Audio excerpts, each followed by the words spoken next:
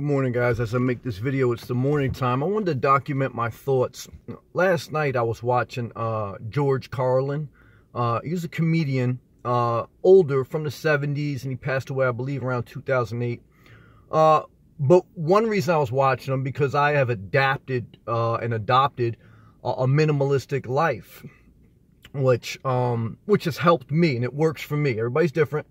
And so he does a whole skit, a whole, little series on stuff, on how stuff, materialism, clothes, knickknacks, all these different things, how they really don't have much meaning, but society has been almost mentally conditioned, especially in America, to consume more stuff with the mindset of it will make you happy and it will show that you have obtained success. But in reality, that stuff does not give you long-term peace and long-term happiness. It's a temporary high. So I was watching because of that. And then, once you watch one YouTube video of somebody, then they suggest other videos. And then you get caught in this whole paragon, this whole universe of what a certain subject may be about. So I was watching different skits of him, some about politics, and then one that I watched was great, was his, I believe, last interview in 2008, which he gave a very honest and fair evaluation of himself. So I say all that to say, here's the message. George Carlin was a comedian that his main staple, his main theme was no BS. Calling out the BS in society, whether it's materialism, whether it's politics, whether it's whatever. He was a very realistic person. The only issue I have with that, as I try to take what I research and what I learn, I try to filter it. What can I learn from that? What applies to me? And then what do I want to change about that to form my own mindset? Because I don't believe in just listening to somebody else and adapting to their mindset or adopting their mindset. So even though he was great where he called out BS, he was also, in my opinion, the bottom line is it was too negative. You have to call out BS, including your own. Sometimes I have BS, including your own. But then you have to push forward with hope and optimism. So, example, you have to call out BS with politicians and with society. But then you can't get so realistically negative that you forget to have hope. Hope is not naive. And then maybe in one sense to some people it is, but for me, I'm speaking from my opinion. These videos are based on my opinion and my perspective. And if you don't like it, God bless, but I'm sharing and documenting my thoughts. And for my own self-growth, make a mental note, Sam.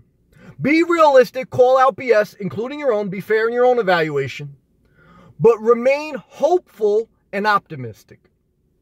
Because hope and optimism allows your spirit to grow in a healthy place and see beyond the realistic negatives. Without hope, without a vision for a better tomorrow, we don't get a better tomorrow. It has been people throughout history that have had a hopeful, naive vision or dream of a better future, that those people have helped carve a better future. Now, in fairness, some people that have called out BS and been realistic and maybe even a little bit negative, they've helped in that in their own way. But I just want to say, for me, if it doesn't apply to you, do you. For me, I want to be a realistic person. I don't want to be somebody that's just, it's all, just believe. You have to do some realistic work and realistic self-evaluation and society evaluation. But you have to remain hopeful. You have to stay positive, and you have to have a vision for something better. Not just a complainer about negative things in society, because stuff is always negative. But address it, but then go forward in hope. Hope and faith, to me, are very important. They have blessed my life, and they keep my mindset and my spirit in a healthy, forward momentum. And that's important to me. That is important to me. That's no BS. That's very important to me. And it makes me feel better. And I believe it sets just a better environment and a better tone. Just like they've done studies, like when people that are negative, how it affects every cell in their body, how negativity has a direct negative effect. If you have a negative mindset, it is a direct negative effect on your health. Not only physical health, but mental health.